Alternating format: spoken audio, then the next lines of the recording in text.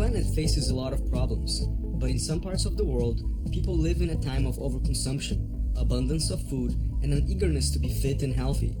The supermarket is overflowing with options, but despite that, we are poorly advised in nutrition and easily vulnerable to misinformation. Unreliable slogans, inaccurate health promises, and colorful, tempting packages are cluttering our relationship with food and risking our well-being.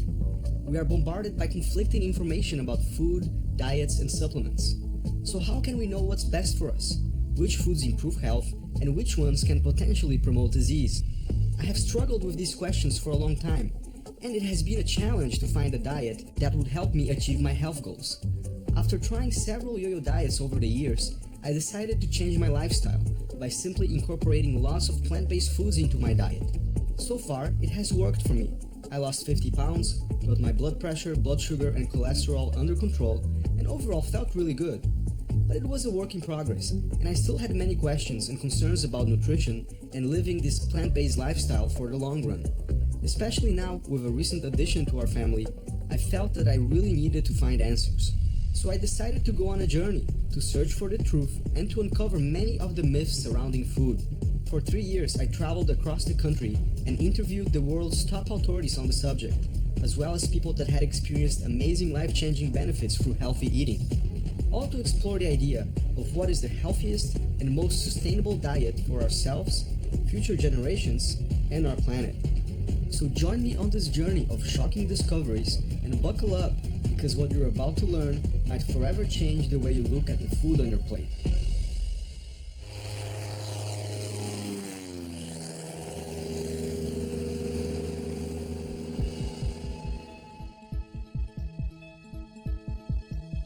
Well, there's a lot of difference of opinion about it, and there's a faction of people who insist that there are different diets for different people. But I think that the evidence is fairly clear that that's not true, and there really is an appropriate diet for humans, just like there's a best diet for cats, dogs, elephants, and any other mammal. And the best diet for humans is one that is plant-based, almost all calories coming from 4 principal food groups: fruit, vegetables, whole grains, and legumes. It's low in fat, high in fiber, not very much processed food. None is great, but in today's world, I don't know how realistic that is. What we have seen in nutrition for many, many years, I must say, is a lot of confusion. You go and survey people, outside of the science and ask them what do they think about nutrition is, and you can hear all kinds of comments. I eat this, I eat that, and this is good, and this is not good.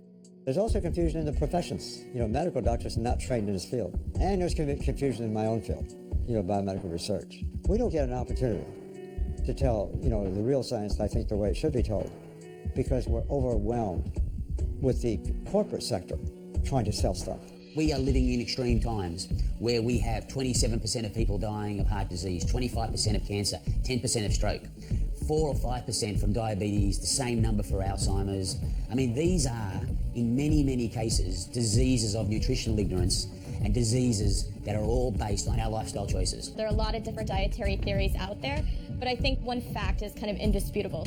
Having a diet that is rich in whole plant-based foods is truly a great way to get you to good health. Everywhere I go around the world, there's not a single person I've met that doesn't know that fruits and vegetables are good for them. We all know it. It's not about the knowing, it's about the doing. There was a time when there was no heart disease, no colon cancer, no breast cancer, no multiple sclerosis, no inflammatory arthritis. Of course, these days in Asia, the Middle East, in Central America, and around the world, people have become rich. They have given up much of their starch and they replaced it with meat and dairy. Throughout history, the rich people, the royalty, the pharaohs, the queens, the kings, the priests, the priestesses, the people could afford to eat the meat. They had artery disease, they had obesity, they were sick. Nothing's changed except for the number of kings and queens living in the world. A question kept coming to my mind. If plant foods are so good for us, and the consumption of animal products in excess appears to do us harm, how about the ancient populations of people that survived on diets based off mostly meat, eggs, and dairy, and appeared to be healthy? After all, aren't we known for being hunter-gatherers? All large, successful populations of people have gotten the bulk of their calories from starch, rice, corn, potatoes, and other starches, breads, and so on. Particularly when you live near the equator. As you move north and south in latitude, then you end up eating more animal foods. And if you get far north, like, for example, the Inuit Eskimos. They are largely carnivores because that's what's available. But that's a small population of people that exists on the extremes of the environment. That's the exception, not the rule. We have become the most successful species on this planet. No one comes close to us. We share it with animals and insects and microbes and plants, but we're number one. And the way we got to number one was all about survival. We see in colour, I believe, because fruits and vegetables are colourful. Our hand is perfectly designed to pick, forage, grab, dig, peel and feed ourselves. Fruits, vegetables, nuts, beans and seeds, plant food, food made by Mother Nature. This idea that we're hunter-gatherers is true. We're hunter-gatherers, but mostly we've been gatherers. One of the problems has to do with sexism. It has to do with the fact that the gatherers were grandparents, women, and children. The hunters were men, and they got the glory. The people who really provided the bulk of the calories for most of the civilizations through all of verifiable human history have been the women, children, and grandparents. Even when I began considering the idea of eating mostly a plant-based diet, I was still haunted with many questions. How was I going to be able to live without animal foods?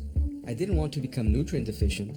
And how about things like protein, calcium, and omega-3s? In my head, I always associated these nutrients with animal foods.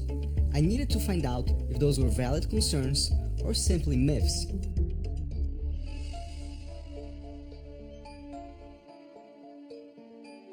It's almost impossible to design a protein-deficient diet surrounding, a variety of whole plant foods. But what people need to know is there's never been a case of protein deficiency ever described in the world literature on any natural diet that met the sufficient amount of calories. Back to 1839 when protein was discovered, it had this incredible reverence associated with it, and it just gained traction. But the evidence is very clear that humans do not need to eat a lot of protein, and when they do, they get a lot of health problems as a result. Human protein needs are just a tiny percentage of calories, maybe 2.5–3% of calories. And if you were to eat the lowest protein foods in the plant world, which would be foods like rice, you're at 8 or 9% protein. So you're not going to become protein deficient. But the promoters of the low-carb diets, the promoters of the sports drinks, the food bars, and all these kinds of things insist and market to the public that they absolutely must have more protein. It's just not true. In practical sense, in reality, the way we humans operate, we get ideal levels of protein if we just get it from plants. When we consume animal foods to get that protein, if you will, what we're actually doing, we're displacing the consumption of those foods that matter. And the foods that matter are plants. The amount of animal protein we eat is the problem. In rural China, in Japanese populations, healthier places in the world, people eat a little bit of animal protein, but for economic reasons, it's very, very, very tiny. They use one little piece of meat, they slice it up, and it seasons a dish for 8 people. Here in this country, we have one gargantuan piece of meat. We put it on a plate with a tiny little bit of vegetables. We call that a meal. The problem is that when you eat too much protein of any type, you stress your kidneys, you stress your liver, and when it's animal protein, you increase your risk of cancer. And we see cancer is geographically distributed. The more animal food consumed in a society, the more cancer, more heart disease you get. And it's amazing, all the animals that we choose in this country to eat for protein and calcium are vegetarian animals. Where's the logic in that? And I always like to remind you also, when you're eating your garbage, you never ask where I'm going to get my protein and my calcium. It's only when you come into the healthy world that all of a sudden you're concerned with where it's coming from. We're in the midst of this amazing protein push. Everywhere you look, the message is clear: protein, protein, protein. This idea that you need massive amounts of protein to simply breathe air in and out of your lungs, and to be healthy or to perform as an athlete. Prior to making this dietary change, my main nutritional strategy in a day was to see how many grams of protein I could get in. That was the only calculations I ever really did. I didn't count calories, I didn't count anything, was just trying to get in exorbitant amounts of grams of protein in my day. Just because there are grams of protein on the nutritional content of something doesn't mean that your body can actually process all of those grams. Protein does some other things. It elevates blood cholesterol levels, which most people have not heard of. But that's about 100 years old, that idea, and been repeated several times, but always ignored. Animal protein, it starts heart disease. It increases things like the production of so-called free radicals, which are those highly reactive molecules that actually stimulate aging. and encourages cancer formation. It also stimulates the production of the wrong kind of hormones. It tends to increase the level of estrogens, for example, in women, which in turn is associated with breast cancer. It changes the microflora in our intestine when we're consuming too much protein. I mean, it does all these things. There's lots of things we have to worry about in the American diet. Fiber, 97% of Americans don't reach the daily minimum intake of fiber. 98% of Americans don't reach the daily minimum intake of potassium, for example. The nutrients of concern for most Americans are the ones that are found in plant foods, mostly fruits and vegetables, and the ones that we're getting too much of in excess, whether it's calories, sodium, cholesterol, saturated fat, are found in processed foods and animal foods in general. Many people decide they want to improve their health by staying away from red meat, and instead they begin consuming more white meats like chicken, turkey, and fish. I always wondered if certain types of meats were really better than others. People think that they're going to be healthy by giving up red meat and instead eating poultry and fish. Stop and think about this for a minute. What are meat, poultry, and fish? They're muscles of animals. In one case, they happen to move a limb. In another case, they flap a wing. In another case, they wiggle a tail. They're the same. High fat, high protein, high cholesterol, no dietary fiber, high in the food chain, so heavily polluted. From the standpoint of the effect of the protein and fat in those foods and their effect on health, it really doesn't matter. It's dose dependent, not type dependent. So fish is not healthier. In many cases, it has more fat than chicken and pork. But you have other issues with fish too. In the ocean, you have this whole hierarchy of things eating things that eat things that eat things. And so you concentrate all the pollutants in the ocean, including mercury, in fish like tuna that are some of the favorite that we like to eat. So fish is really not healthier. Don't kid yourself in thinking that if you're eating fish and chicken, you can eat more of it. Because one thing in common with these healthy populations around the world that do eat a little bit of animal food, whatever type they're choosing, it's really a tiny, tiny percentage of what they're eating in the diet. So fish doesn't get a free pass. A lot of people are being told to eat fish by cardiologists or to take fish oil. That's the other thing. By cardiologists who say that if you do that, you'll increase your HDL cholesterol. And here's the problem with that. It's true, by the way. It just doesn't make any difference. Studies are pretty clear that in populations with very low incidence of heart disease, total cholesterol, LDL cholesterol, and HDL cholesterol are very, very low. So that's the wrong reason to eat fish or to take fish oil capsules, is to increase your HDL cholesterol. Work on getting all of your cholesterol low.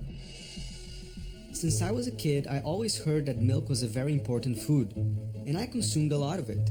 I also loved all kinds of dairy products. Cheeses, butters, ice creams, yogurts, you name it. I had it all. It took me many years to begin realizing that perhaps that was not such a great idea. But I still wondered, how about calcium? Would I be able to get enough of it from plants? Well, we have a lot of calcium in dairy, but it's never been a problem to have too low a calcium in a diet. An orange has 110 milligrams of calcium. All right, so if you're trying to take in 1,500 milligrams a day, that doesn't sound like so much, but when you're only trying to get 500, it sounds pretty good as a percentage of your daily intake. Milk is a healthy food for calves, for baby cows. I mean, milk is for babies, literally. I mean, we're the only species that drinks milk of another species, and then the only species that drinks milk after weaning into adulthood. Why is milk associated with increased prostate cancer risk, for example? Well, what is milk? Milk is a cocktail of growth hormones to get a little bovine animal who's susceptible to predation out on the African savannah to, put on a few hundred pounds in a few months, right? Because they don't want to get eaten by a lion. And so it's engineered as this growth fluid for rapid growth, which is great if you're a little baby cow. But if you're an adult person, that extra growth hormones is not a good thing. One of the hardest things for people to give up is dairy. And they're sometimes really resistant to it. So one of the things I tell people is, well, why don't you look at the evidence and then decide? Because I've always said taking control of your health is not doing what I say instead of what other people say. Taking control of your health is looking at the information and making a conscious choice about what you want to do. Dairy products I describe as liquid meat. They're basically just like red meat. High fat, high cholesterol, no fiber. In fact, they may be worse than meat. The casein that they use to bind the cheese is so full of chemicals. The chemicals are as addictive as heroin. That we don't have 4 stomachs like a baby calf. And unfortunately, it is in everything. They put cow secretions. I know you have other names for it: dairy, butter, ice cream, cheese. But it's really breast milk from a cow. The only reason people think we need extra calcium is because A few decades ago, scientists, they raised the bar on how much calcium we needed. That in turn was influenced by the dairy industry. What they're really saying is we're not drinking enough milk, because that's what the dairy industry wants us to say. When in reality, if you look at the relationship between how much calcium that people consume in different societies as it relates to, let's say, osteoporosis, the bone disease, the higher the calcium intake, the higher the risk of osteoporosis. No one wants to hear that, but that's what the data show.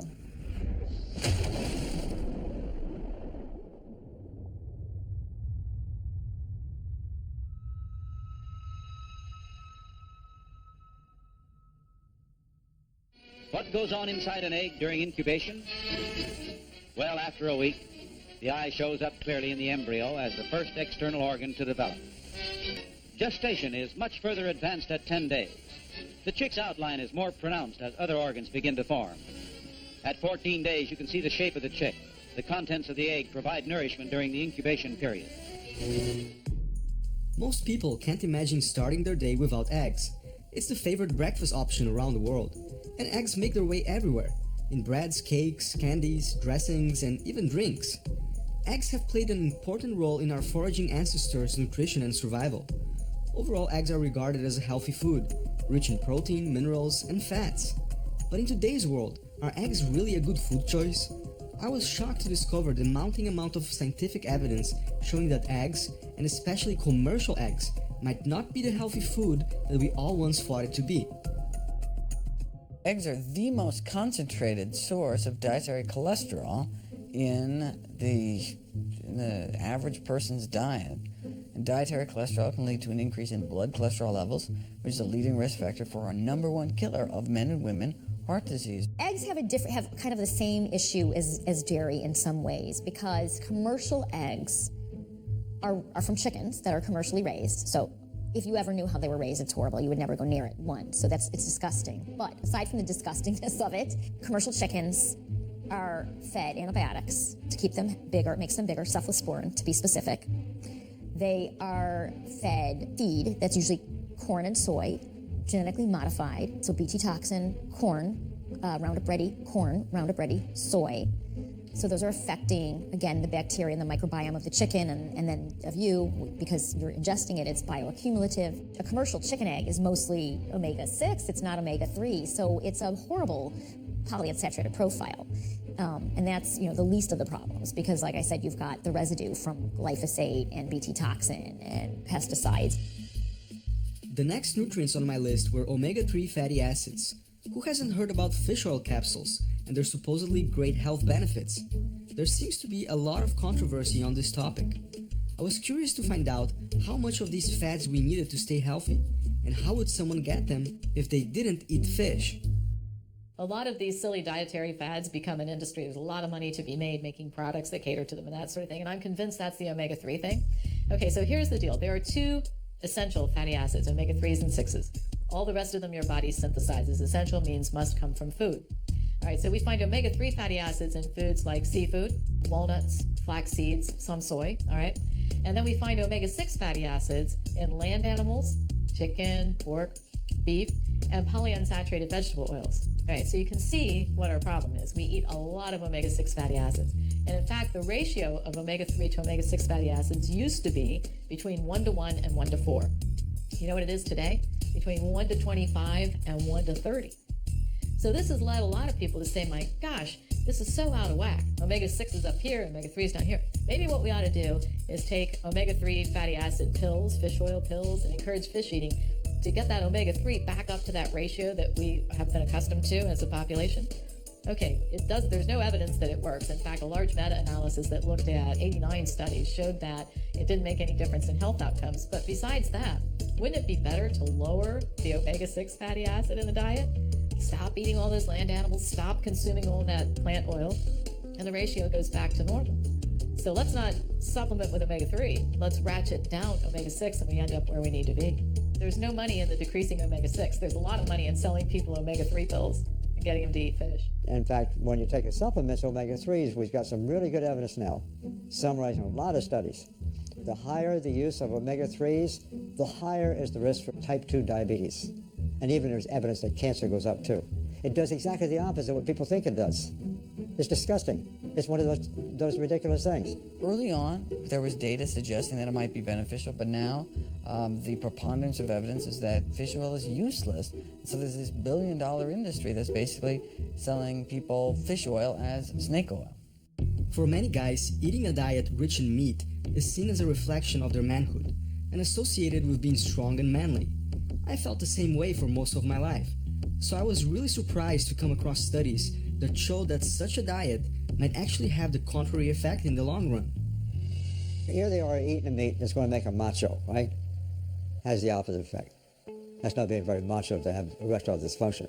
It's all about blood flow. They even say it in the Cialis and Viagra commercials. So if your arteries are clogged with cheese and dairy and meat and bacon and all this bullshit, what's the main vein? Come on, it's simple science, man. It's unquestionable that men think that they have to eat a lot of protein and that eating a plant-based diet may not be really masculine. But I'll tell you what's really not masculine is erectile dysfunction. If you want to be virile, if you want to have a great masculine life, eat a plant-based diet. There is a great deal of evidence that erectile dysfunction is caused by diet in many instances. And the reason is that if you have coronary artery disease in one area of the body, you have it everywhere. So those very tiny blood vessels that lead to the penis are some of the first to get affected. And so erectile dysfunction has been referred to as the canary in the coal mine. It's the sign that something is terribly wrong and you need to fix it. And at that stage, it's much more fixable than if you've already had the heart attack or the stroke or something really serious happened.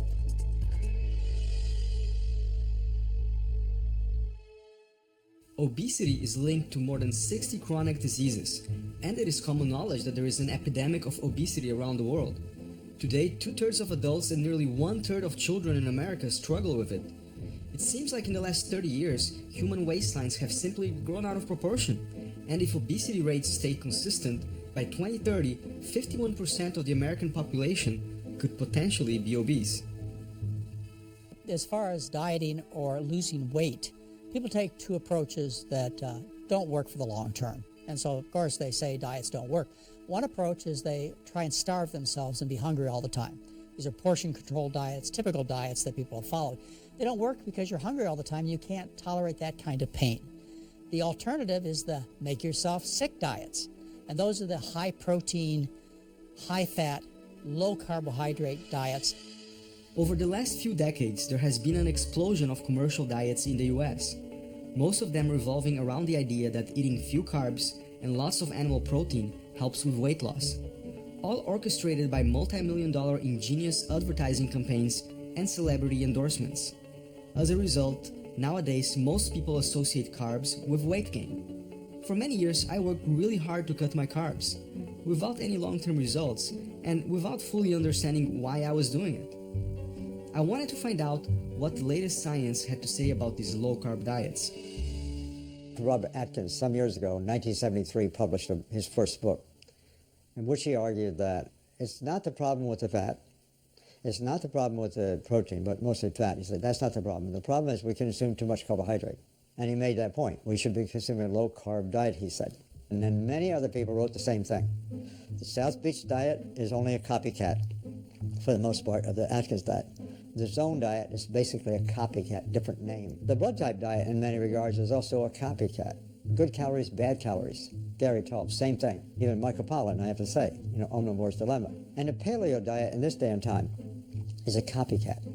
They may give it different names. They may try to throw out, different kinds of arguments for why that's right. They're all wrong. Everybody wants to hear good news about their bad habits. So when you tell people you can eat all the lobster you want, you can have steak and eggs, and some include dairy, some don't include dairy, but that sounds good to people because it sounds less restrictive. This is written by people, I should tell you, who don't have experience in this field of nutrition research, period.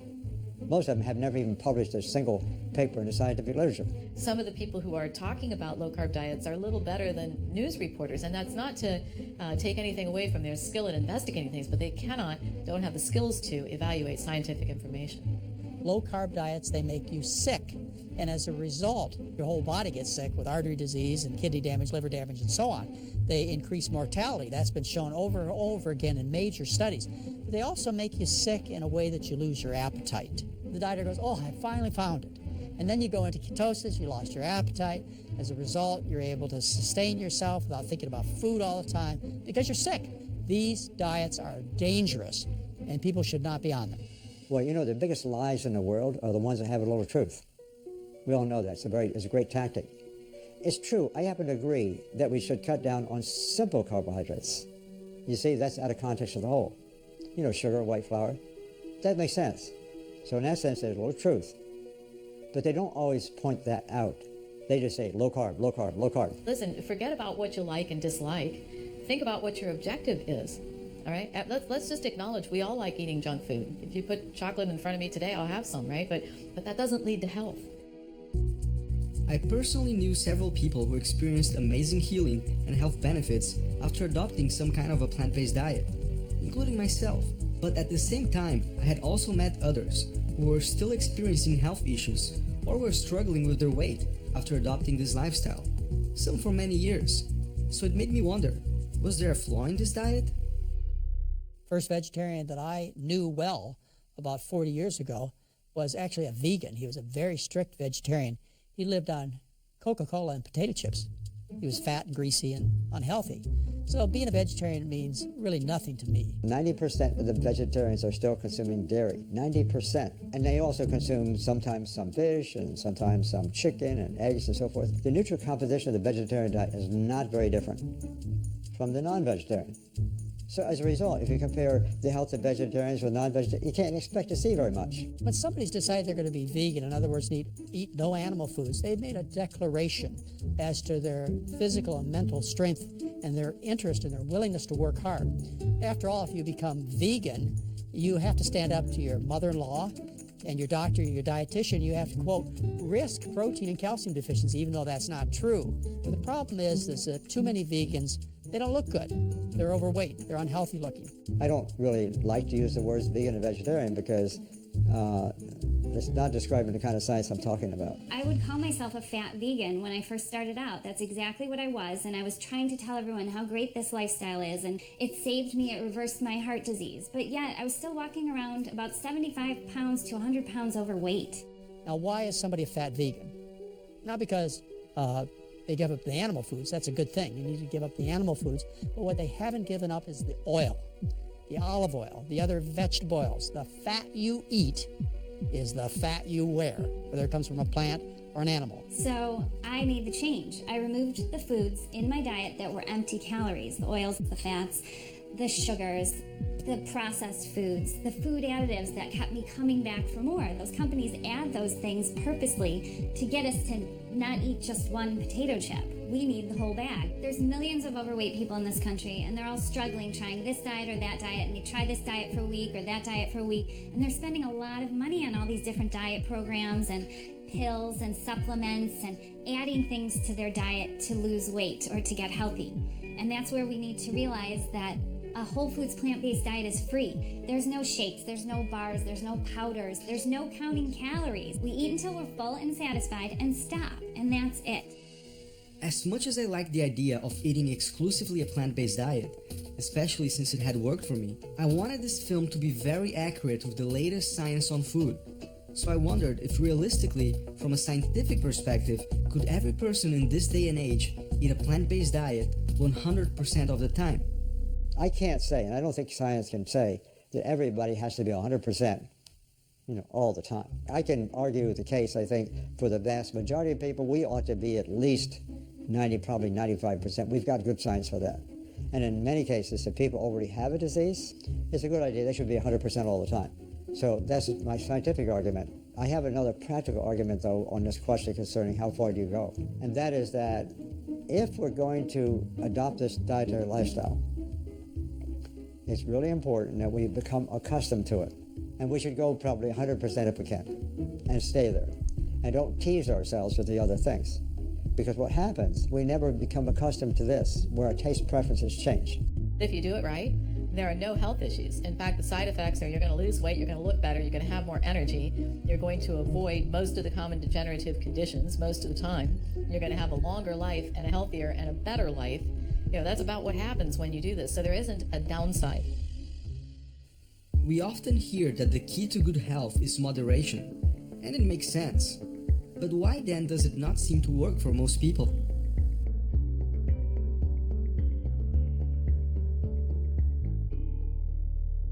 You know, for some people that's a really easy thing to do, but unfortunately for most, finding moderation is like finding a needle in a haystack. And because others can do it, they feel lost and they feel like an absolute failure because they can't. And the truth be told, most people can't find moderation. So they're actually in the majority, not the minority. But this minority few that are on television, that have never ever been fat, never ever been sick, have genetics very much on their way, that are out there saying it's all about this and all about that, I mean, how are they going to relate to that poor person sitting at home that's 350 pounds that feels like their world is over? Now, I know what they feel like. I was 310 pounds. I was loaded up on medication for 8 years. I understand. I can relate. I won't tell anybody that moderation's easy. Moderation's damn hard. Really hard. I still haven't mastered it. I'm a work in progress when it comes to moderation, but what I'm finding is that I'm away from an extreme now of 93% of my energy coming from this processed and fun part of town, animal part. I've now got this moderation up. I've now moved it up, and it's working. So how are people supposed to get all this information? Since every day we're bombarded with TV ads, infomercials, news talking about the new food trends. How can we know who's telling the truth and has honest, non-biased science behind their products? The media always approaches things with the idea that if we're going to interview somebody about diet, we have to let somebody with a different opinion give their opinion. All right, so here's what happens. Somebody like Colin Campbell at Cornell University writes this book, The China Study. It has hundreds and hundreds and hundreds of references. It represents decades of very meticulous research work that he did, right? And so they're going to interview him. Well, then they go find somebody who's promoting a paleo diet or a low-carb diet because we have to have the contrary opinion. That person may have written a terrible book that's a little more than a storybook. It's not referenced. It has no credibility. But in the eyes of the public, now those two are equal. Colin has an opinion, and this other person has an opinion. So it confuses people, and it gains traction that way. We tend to look at the fast food industry as the big villain, responsible for all the havoc surrounding food choices. But these same companies that are contributing to the problem may also hold the key to the solution. It is a supply and demand issue. So if enough people begin demanding healthy plant-based options, perhaps that could be a good approach. After all, it is us the consumers who should dictate what the market has to offer, and not the other way around. You can make better, cleaner, healthier products by incorporating more plant-based foods into your products, and not to shy away from that. So I don't take a negative approach like down with these fast foods. We need to make them understand that they can still make money and they can still have a sustainable business because there are people out there that want this food. We just have to make it available to them.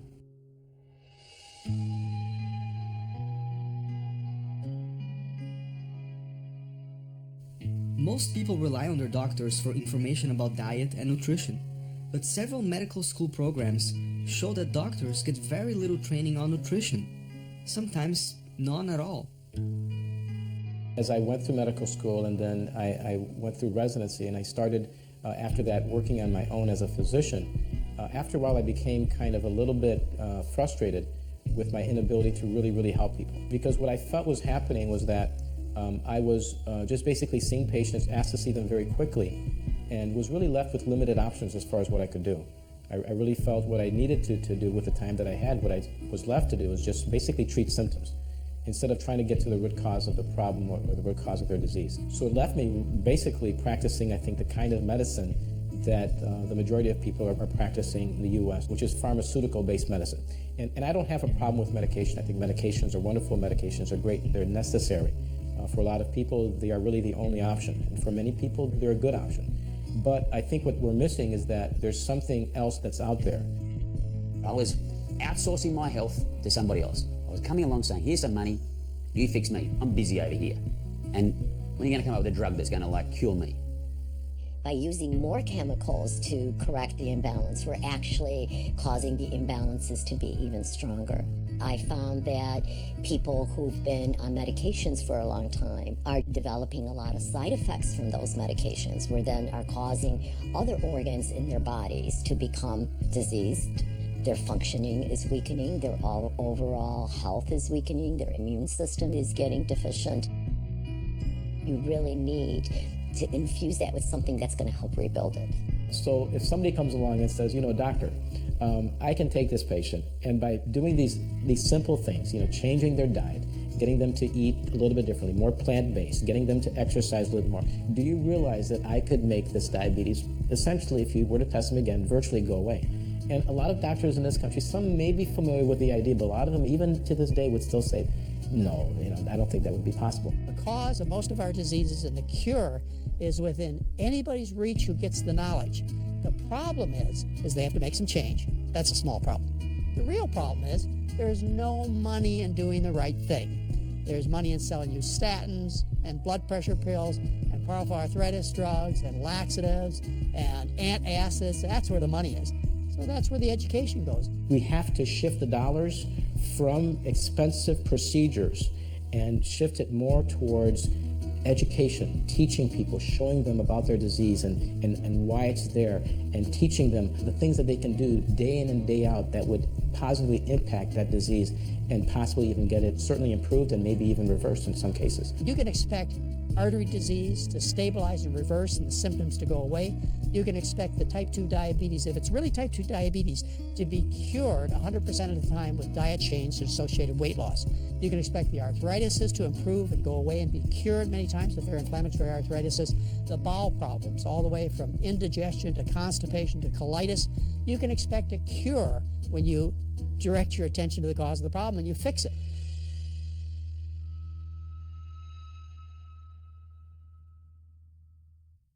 On the supplement aisle is where things get really crazy.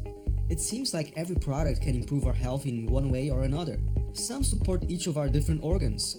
Others give us energy, stimulate our immune system, prevent colds, reduce appetite, or promote weight loss. It makes me really confused. If they are all so good for us, should we even have to worry about eating healthy? Too tired? Too often? Try Ributol. If you too need extra amounts of thiamine and riboflavin, Ributol can help you gain new strength, new energy. Let just one person among thousands of users tell you about amazing benefits gained from Ributol.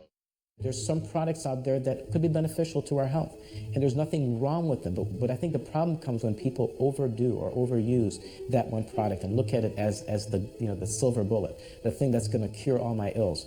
When people go to that extreme, I don't think there's a product out there like that. I discourage supplements most of the time for most people. And part of the problem with supplements is that supplements, drugs, procedures, they all have application for specific populations. So the whole pitch, if you will, is based on the idea that you can't get enough nutrients from food, you don't eat the right diet, so you can somehow make up for it by taking these dietary supplements. So it's become a $40 billion industry. The sales pitch has worked. People are doing it. They're buying this stuff. And the people who sell it, they're hanging on for dear life, and they're not about to give in to the scientific truth. But the reality is that all of the nutrients that you need are in food, and they're in food in very specific and complex combinations that we don't really even understand all of yet. And so when you extract a single nutrient and purify it and put it in a pill, you're overloading your system with something that it's never seen before and is really not adapted to deal with. Much better to eat smaller amounts of it in the food. And again, I'll grant that there are exceptions, and in my office I recommend supplements sometimes, but not to the general population. And that's the problem in medicine too. We want to take everything and sell it to everybody because that's how you make money.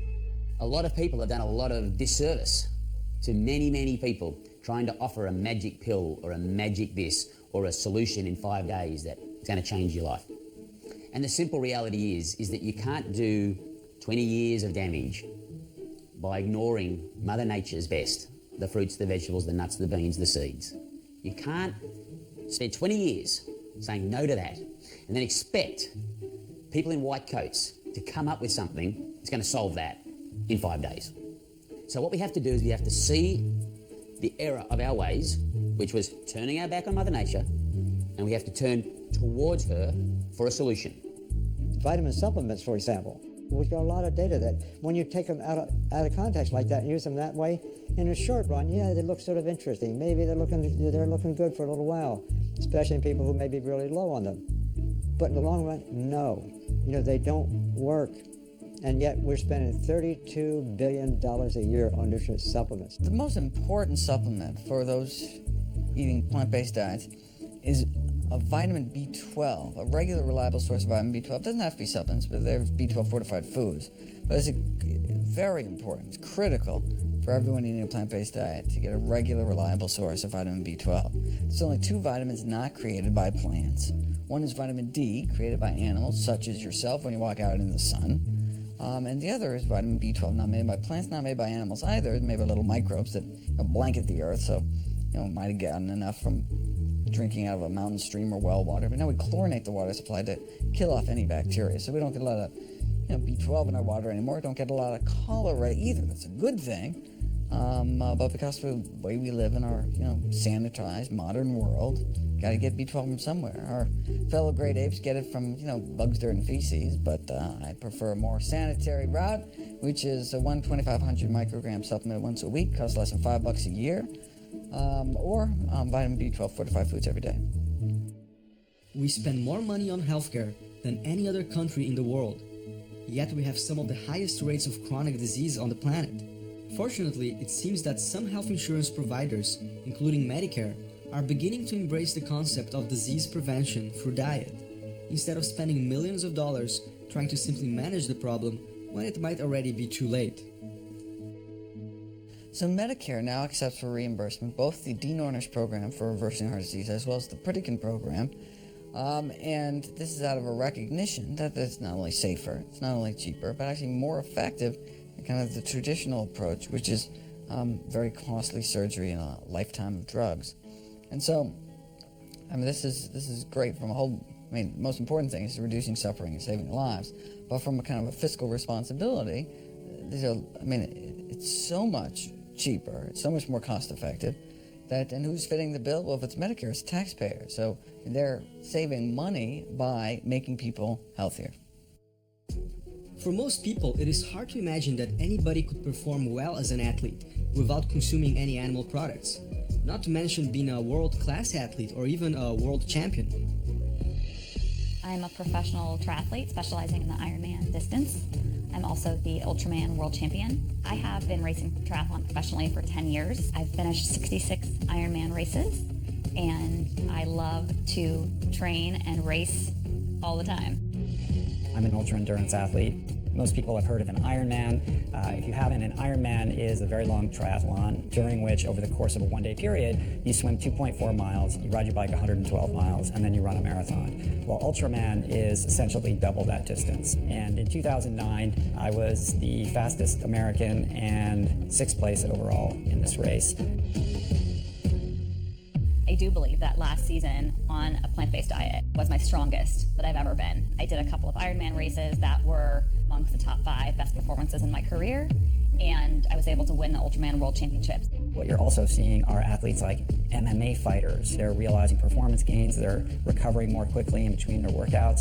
You see NBA players, NFL players, NHL players, Olympic athletes, all kinds of athletes who are starting to experiment and explore this way of eating and getting good results.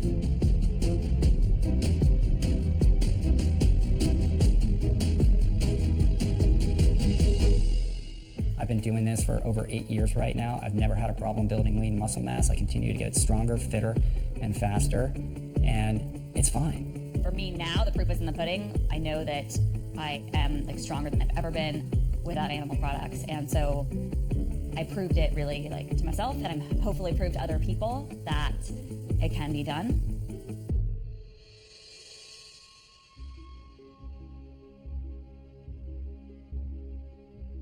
I'm a neurofibromatosis patient.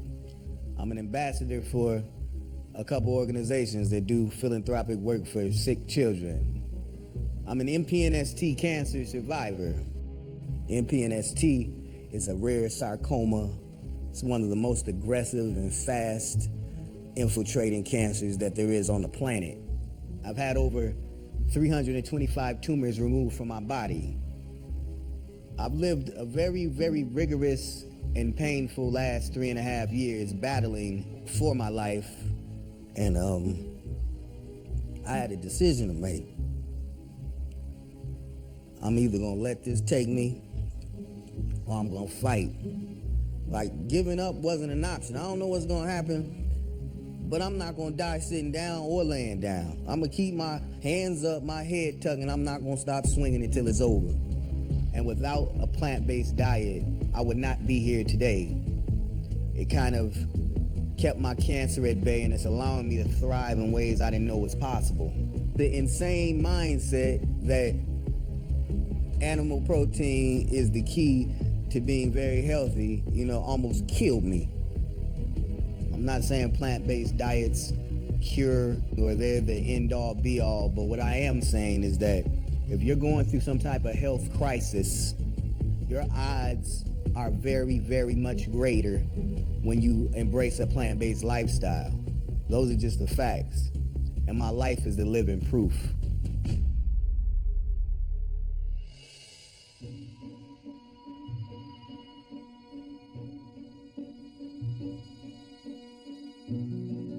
In 2006, I attempted suicide whilst I was on 250 milligrams of Zoloft for what the doctors diagnosed as major depressive disorder. And I was told that I'd be most likely on it for the rest of my life. A week after that, I went into a personal development course and changed my beliefs. From there, I started to look at what I was putting into my body. And I started to look at nutrition and nutritional healing and what I could do. And it led me to going within and back to nature. I stripped away all of the processed food. I went back to just eating raw fruits and vegetables and juicing and green smoothies. And I started to have a sense of a natural happy high started to come into my body, and I was feeling better than I'd felt in many years. The symptoms of depression started to drop away. The heavy, sluggish, tired feelings that I couldn't cope, the chronic fatigue, the aches, everything started to shift. And I started to feel that my cells were transforming on some level. I'd made the decision that I didn't want to put ever again the fear, death and suffering of another life and eating animals into my body.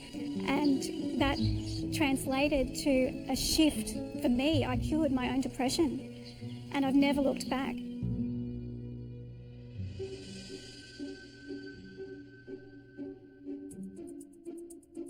Eating tasty food is one of the biggest pleasures in life.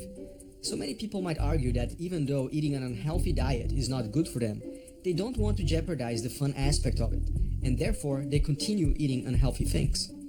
But one thing that I came to discover is that when you transition into a healthier eating lifestyle, you do not have to compromise on taste.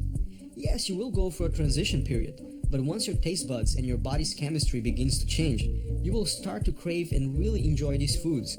It is important to find food you like, and once you realize that almost every dish can be made plant-based, you will see that it's not that hard at all.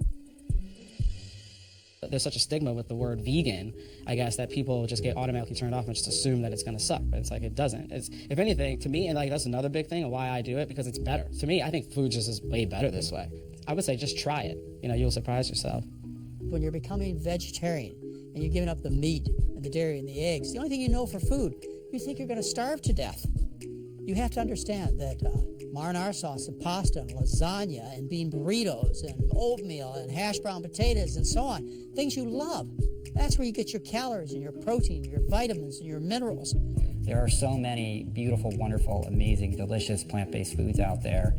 In fact, when I started to do this, a whole world opened up to me. And when you begin to eat these nutrient-dense foods that are actually fueling you, that are actually nourishing you with all these amazing phytonutrients and micronutrients, and you start to feel good, your cravings change and your taste bud change.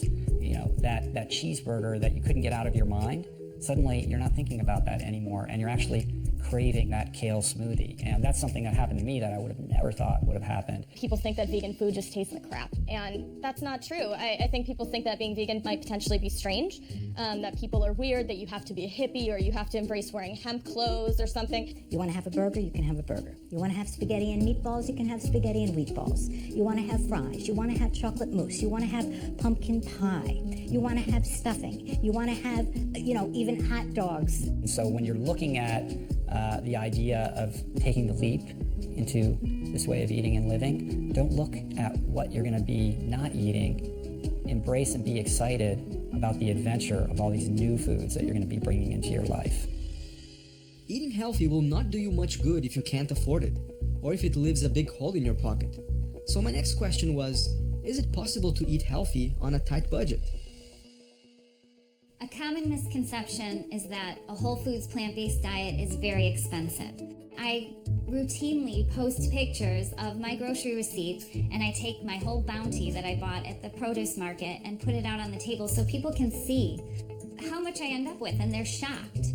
Whole grains that we buy in bulk are very inexpensive. You're going to cut your grocery bills in half from a typical standard American diet. In the beginning, it might seem like a lot of effort, but in the long run, you're saving all this money for all the new clothes you're going to have to buy for the new slim you that is produced from eating this whole foods plant-based diet. It's easy to go into those markets and say, there's no way that I can do this. But the truth of the matter is that it doesn't have to be expensive. It doesn't have to be inconvenient. It doesn't have to be difficult. It doesn't have to be time consuming. And my experience is that it has actually simplified my life, and it's been cheaper than eating the other way around. At this point of my journey, I already had seen enough evidence about the benefits and safety of a plant-based diet for adults. But was this lifestyle also ideal and safe for children? Not only can children grow healthy on a plant-based diet, they'll grow healthiest on a plant-based diet. And we have an epidemic of childhood obesity, and children raised plant-based actually grow taller by about an inch. They grow about an inch taller than median income, and most importantly, they grow less in a horizontal direction, right? They don't have the same problems with childhood obesity. So Dr. Benjamin Spock, the most esteemed pediatrician of all time, wrote one of the best-selling books in human history, recommended in his final edition, the 7th edition of his book before he died in his 90s, that all children should be raised with zero exposure to meat and dairy. And he did this because he saw what the older generations were dying from and wanted to get them off on a good start. I mean, the leading killers of our children will eventually be the same thing: heart disease, cancer, stroke, COPD, diabetes, hypertension. These are diseases that can be prevented, in many cases arrested or even reversed with a healthy enough plant-based diet. As a new father, I wondered, how could I get my daughter to eat healthy, since getting her to eat anything at all can sometimes be a problem. There's so much junk being marketed to kids out there, and it is often difficult for parents to transition their children to healthier food options. I would not be surprised at all that if in 15, 20, 25 years' time, people will look back at the last 10 to 20 years and they'll say, how did those people give that food to their children? The big question that we get all the time is, how can I get my kids to eat better? I think every parent wants their kids to eat healthy, and it's difficult, especially when everywhere you look there's a fast food restaurant or a processed food snack that is being marketed towards children. And the first thing that I always say is you have to lead by example. As a parent, you can't be eating lousy foods and expect your children to eat healthy because you tell them to. So you have to walk your walk. That's number one. The second thing is I encourage all parents to make the preparation of meals and the shopping of food inclusive with their children. The more you can bring your kids into the fold, the more they're going to develop an emotional attachment to where their food comes from, how it's prepared, and the impact that it's having on their health. Really get inside their heads and sort of think how they would think. Telling them what is good, what is bad, won't probably work. You have to interact with them. You have to show them what's possible. Get your hands dirty. Get the kids to help you and let them own what they're doing. If you always put something in front of them in a silver platter and let them consume that information, it'll only work for so long. What you gotta do is you gotta get them involved, let them have the responsibility. The way I approach it is that I try to make it as fun as possible. Use colors, use flavors, teach a little thing that they never knew about, use gadgets that normal people won't see, but I want them to go away with a feeling of accomplishment and something that they're eager to share to their friends, hopefully their parents. I think that's the best part. It's like holding a bird. You don't want to hold it too tight. You're going to hurt the bird. You don't want to hold it too loosely. It's going to fly away. That's something that each individual parent has a specific knowledge of their kid. I get the questions all the time. What do I do? How do I start?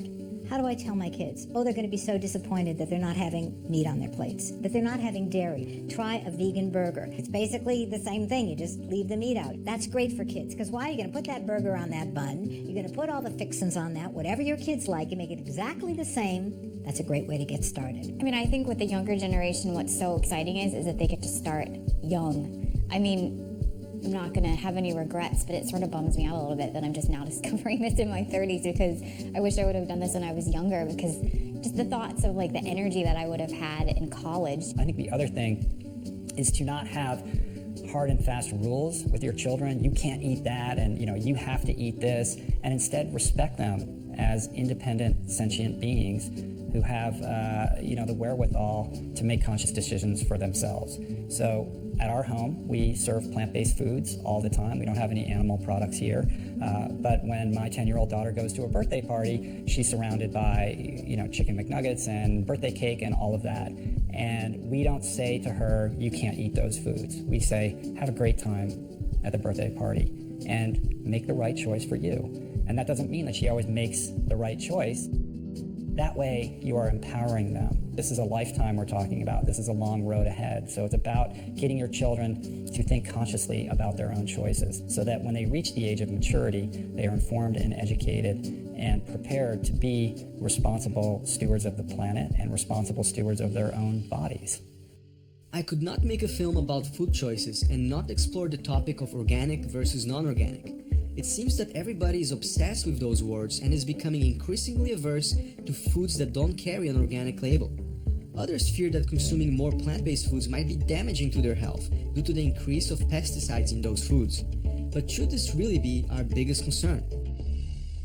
Fear of pesticides should never keep anyone from maximizing their fruit and vegetable intake. There's been kind of computer modeling studies that suggest that, so for example, if half of Americans ate a single more serving of fruits and vegetables a day, we'd prevent 20,000 cancer deaths every year. Just half of people, just one more serving, 20,000 people would not have died from cancer, would normally have died if they hadn't done that. So that's how powerful fruits and vegetables are. But because these were conventional, pesticide-laden fruits and vegetables, they estimate that the extra pesticide burden from all those extra fruits and vegetables would cause 10 extra cancer deaths. So in all, it would only prevent 19,990 cancer deaths. I mean, that's what we're looking at. You get this tremendous benefit, and then a tiny bump in risk. So okay, great, choose organic whenever you can. Why accept any risk? Why not get all benefit? Sure, but we should never let concern about pesticides in any way dissuade us from stuffing our face with as many healthy fruits and vegetables as possible.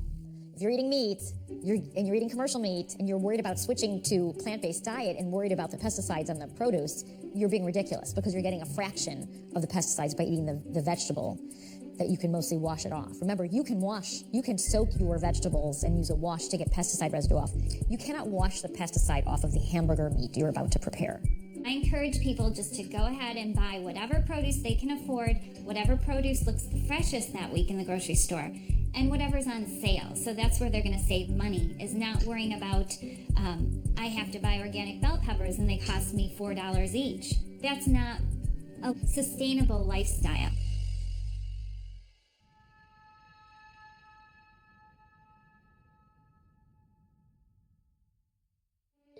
Besides the health aspect related to our food choices, I also realized during the production of this film that there was another very important factor that is often overlooked, ignored, or misunderstood: the connection between food choices and the environment.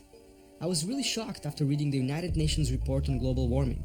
After all, it is hard to grasp the idea that the burger or steak on our plates might be contributing to things such as global warming, water scarcity, species extinction, the destruction of the Amazon forest, the depletion of our oceans, and even world hunger. I had a hard time understanding it at first, but once I began digging a little deeper, the connection became clear. Now it's 7 billion people. What we eat determines how the whole planet is used. And what's happening now is that as we run out of land to grow these animals and the food for the animals, we burn down rainforests to acquire more land. And the number one cause of all of that is our food choices.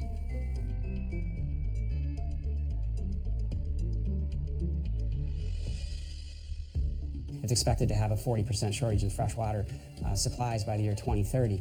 We have, again, irreversible loss of biodiversity, ecosystems, and extinction of species faster than we've ever seen before for the past 65 million years. We have a world hunger issue with a little less than 1 billion people on Earth suffering from hunger, with about 350 children dying from hunger each hour.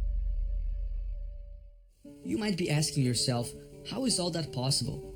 And I had the same questions, because in fact, many of these issues are not only related to our food choices. Many are very complex problems with several social, political, economic, and cultural variables. But here are some intriguing facts. 70% of our arable land is used to grow crops for animals, and not humans. It takes on average 2,400 gallons of water and 12 pounds of grain to make 1 pound of beef. 5 million acres of rainforest are destroyed every year so companies can graze animals and grow food for these animals. The excrements of 80 billion land animals killed every year for food are not treated and go back into our water basins and our oceans, creating a lot of pollution. And these are just a few examples. So when you consider these facts, it all begins to fall into place.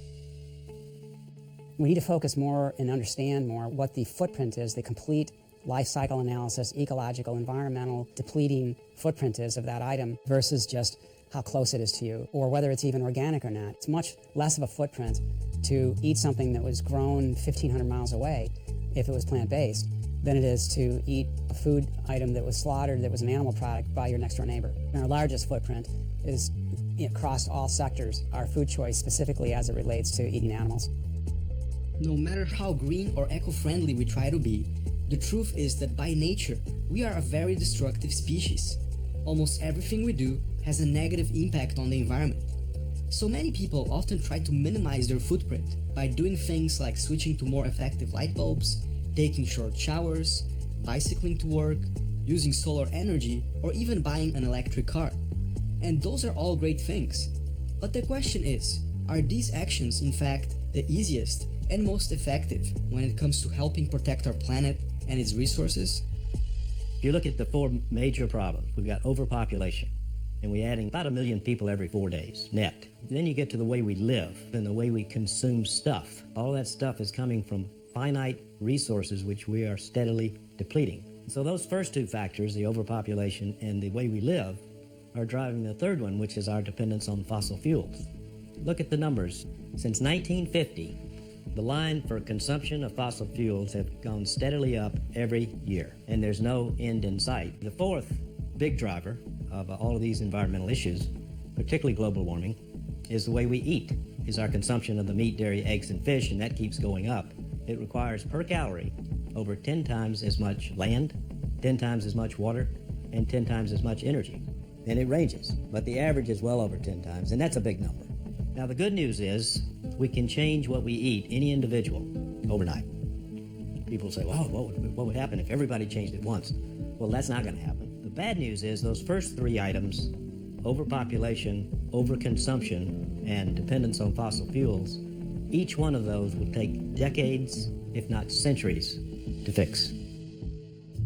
With more and more people embracing the idea of reducing their intake of animal products or adopting some kind of a plant-based diet, it seems that things are moving in the right direction. But are they really? You know, I hear people saying things are getting better. You know, we see people putting solar panels up and more people are eating plant-based and there's vegan restaurants going in down the street. Things are getting better. Well, not really, and not even close. For every individual that's moving in the direction of a plant-based diet, there's 100 people moving in the other direction. We've got to double our food production in the next 40 years to feed the 9 billion that we'll have by 2050. When it comes to global warming, the production of animals for food currently contributes to about 14.5% of the total global warming effect, a contribution larger than the entire global transportation sector combined. Livestock amounts to 53% of nitrous oxide emissions, 44% of methane gas, and 5% of the total carbon dioxide released in our atmosphere. Raising livestock and eating fish and also producing dairy is one of the largest contributing factors to climate change, and the public needs to know this, and policies need to be enacted to help eliminate that. It's one of the easiest ways that we have to not just adapt to, but to mitigate climate change. And it can be done as easy as just changing out what you have on your plate.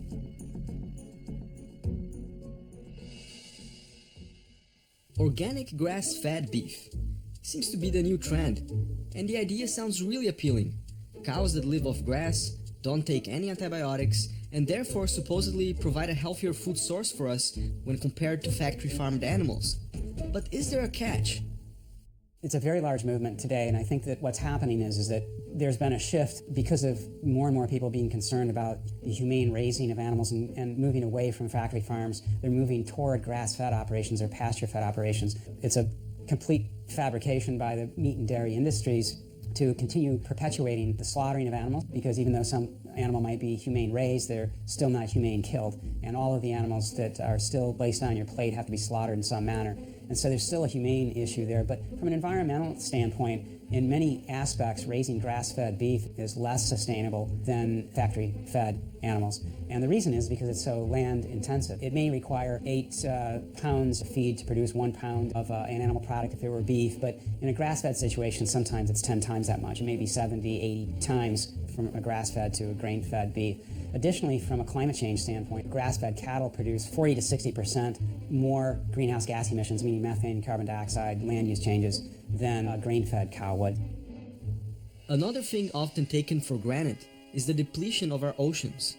We often think of fish as a never-ending, self-replenishing food source, but the truth seems to be quite different. Over 90% of all the big fish in the oceans are already gone. 80% of commercial fisheries are overexploited or depleted.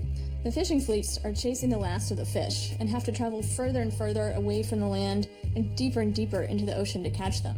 I've seen illegal fishing in Antarctica, and that's as far away from land as you can get. When someone sits down at a table to eat fish or seafood on their plate, what they're really doing is they're eating a target fish that's becoming depleted to the point of near extinction. But they're also eating baggage comes with it, and typically it requires about 5 to 20 times more other seafood as bykill. And bykill is the term that relates to all those other sea life living in the ocean that are killed in the process of trying to get that target fish to your plate, whether it's with purse seine type of fishing method or long line or bottom trawling or middle trawling. Our oceans are expected to be completely devoid of all fish that we recognize commercially today by the year 2048. The oceans are dying, and nobody wants to know about it. And if the oceans die, we die. It's as simple as that. And if you start destroying them, you're basically killing off the crew, and the life support system's going to collapse, and there won't be any air to breathe, and there won't be any food to eat, and the climate will be out of control, and not a good thing. So we have to humble ourselves and recognize that we need this diversity. We need these creatures. We need this interdependence. And if we don't see that, then our chances of survival are quite slim. My big concern is not that we're going to wipe ourselves out of sheer ecological stupidity, but that we're going to take so much with us.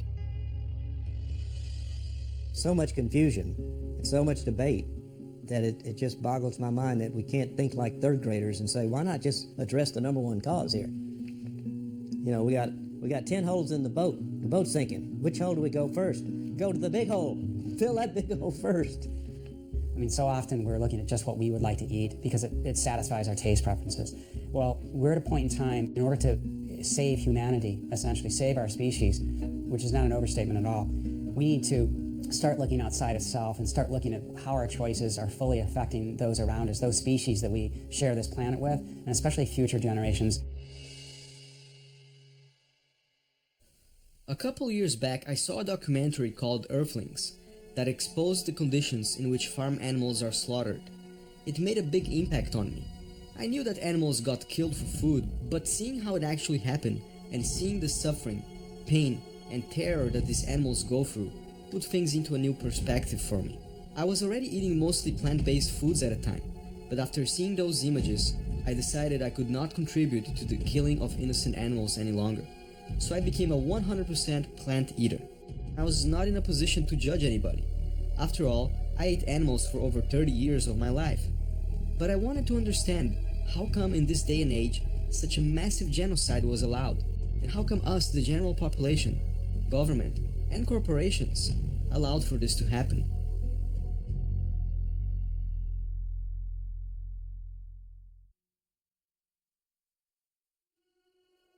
We love some animals and eat others because we have been born into an invisible belief system that conditions us to compartmentalize when it comes to animals. It conditions us to think of certain animals as edible and other animals as inedible.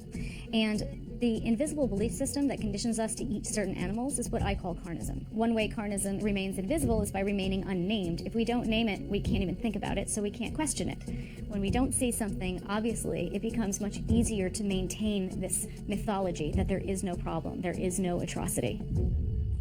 This is not just something to eat. This is fuel for love, joy, work, action.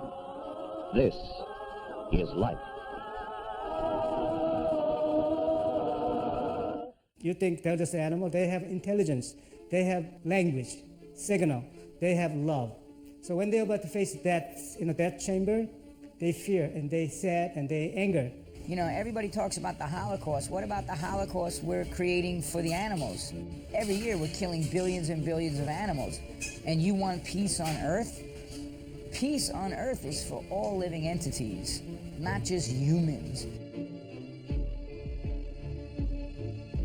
People just got locked up in Utah for photographing a CAFO, a concentrated animal feeding operation. These people are keeping the people ignorant and sick to make money. And if the truth gets out, if people know where their food came from or where their food, how their food was produced, they wouldn't eat that shit. When you start to threaten the dominant paradigm of society, you're going to become a force to be reckoned with, and they'll do everything they can to destroy you. And that's exactly that's happening now.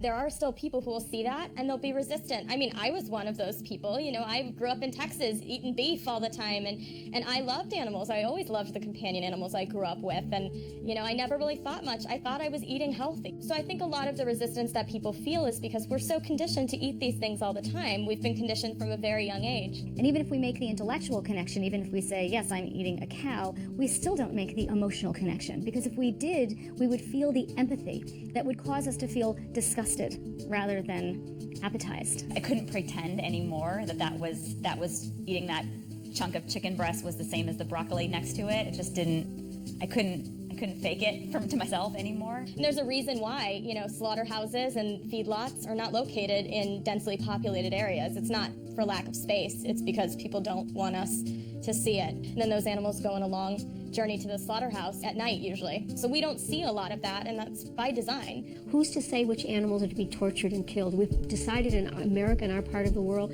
cows and pigs and lambs are to be eaten, but in some parts of the world they eat dogs and cats. In some parts of the world they eat snakes and monkeys. Yes, it's true that people have eaten animals for thousands of years.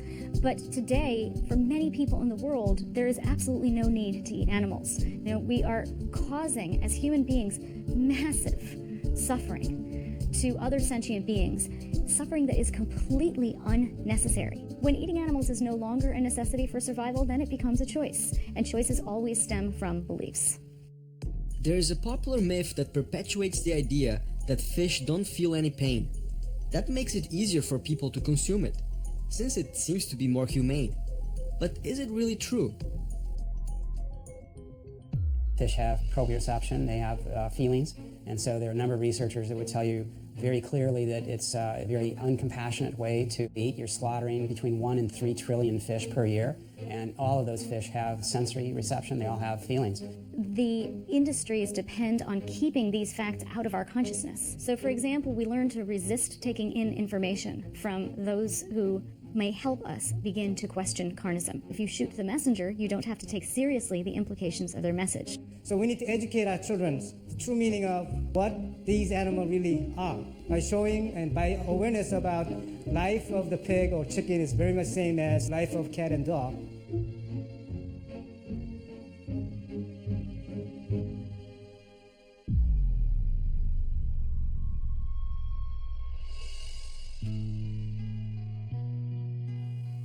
Our time on this planet is very short, and change can sometimes be difficult and slow. But by taking the right steps, we can point ourselves into a better direction. As for myself, this was the most exciting journey I ever took, and I look forward to continue living a healthy plant-based lifestyle with my family, and to keep empowering others with this information. It's so important for us to take care of ourselves for our own human health standpoint, but it really won't matter how healthy we are if our planet isn't healthy. Do you know what's unique about us? We are the only species out of the millions that does not live in harmony with nature. At least it's good to educate yourself and be aware, and then you can make the decision from there. Because ultimately, it's your choice to make. You know, it's not like, hey, if you're the worst person if you don't do this. No, it's not like that. But at least educate yourself, find out, so at least you just know, and then you can make the choices on your own. I don't believe there's an evil cabal of doctors and government people. I believe there's a system in place, and the world is so asleep, and they've forgotten intuitively that people just follow the system without thinking, without questioning, and it's because they're asleep. It's not because they're stupid. It's not because they're not motivated. I mean, it's really insanity when you think about it, that we are sitting here in the modern day and we've got to talk about eating fruits and vegetables. You go back in any time in history past, say, the last 100, 200 years, and it was just like everyone was doing it. If you want to be a responsible steward of our precious planet and its dwindling resources, eating a plant-based diet really is the only solution. And by voting with your dollar and eating a plant-based diet, you are saying no to animal agriculture and all the devastation, all the havoc that it's wreaking on our planet. I think that every human being wants to do good. I think that every human being in their core wants to do what's right.